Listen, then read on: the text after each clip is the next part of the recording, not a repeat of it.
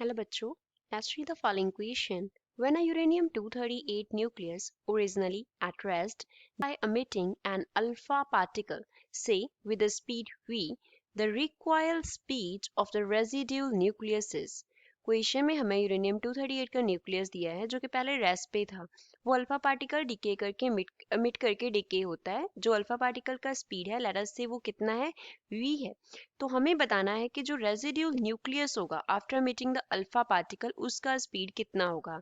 Will it be v by 4 minus 4v upon 238 or minus 4v upon 234 or 4v upon 238. So first of all, we will talk about the key concept used in the question. इस question में हम क्या key concept apply करेंगे? Here we will apply the concept of conservation of linear momentum. Conservation of linear momentum. Linear momentum को हम denote करते होते हैं small p से। तो कंजर्वेशन ऑफ लीनियर मोमेंटम हमें क्या बताता है, दैट किसी भी सिस्टम का इनिशियल मोमेंटम जो होगा that will be equals to the final momentum of the system. I here denotes the initial state, system की इनिशियल स्टेट जो है, and F here denotes the final state of the system. Initial linear momentum of the system equal होगा final linear momentum of the system के। अब यहाँ पे system क्या है हमारे पास, बेसिकली हमें एक यूरेनियम 238 का न्यूक्लियस दिया गया है। अब 238 क्या है, यहाँ पे यूरेनियम के मास नंबर को रिप्रेजेंट करता है। तो इसमें से क्या होता है, एक तो रेजिड्यूल न्यूक्लियस आता है लेट अस से x, प्लस में हमारे पास अल्फा पार्टिकल आता है। अल्फा पार्टिकल क्या होता है, हीलियम न्यूक्लियस होता है जिसका मास नंबर कितना होता है, 4 होता है। तो इस x का मास नंबर कितना होगा, इट विल बी 234। 238 में से हम 4 माइनस कर देंगे तो x का मास नंबर होगा 234। अब यहाँ पे मोमेंटम कंजर्वेशन कैसे अप्लाई होगा, यूरेनियम हमें बोला था इनिशियली क्या है, रेस्ट पे है। जो P है वो इक्वल होता है product of mass and velocity के। यूरेनियम इनिशियली रेस्ट पे है तो इनिशियली उसका वेलोसिटी क्या है, 0 है। तो इनिशियल मोमेंटम जो है सिस्टम का वो 0 है। That means the final momentum of the system should be equals to 0। That will be equals to 0, वो 0 होगा by the law of conservation of linear momentum.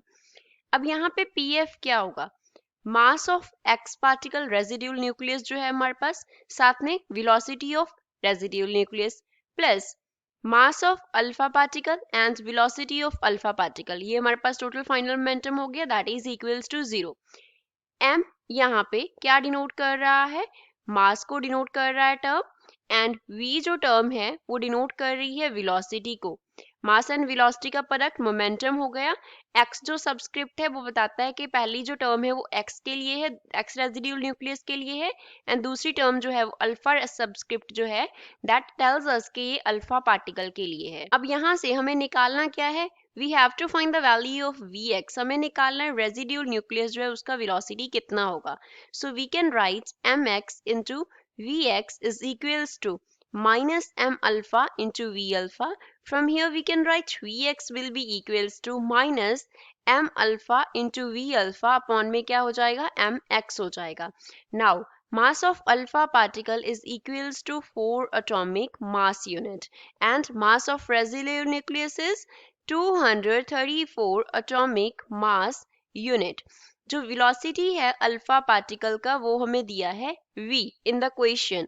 तो यहाँ से vx का जो वैल्यू है वो कितना आ गया, -4 इंटू v अपॉन में क्या है, 234 है। So this will be the velocity of the residual nucleus. तो गिवन ऑप्शन में से कौन सा ऑप्शन करेक्ट है, ऑप्शन सी।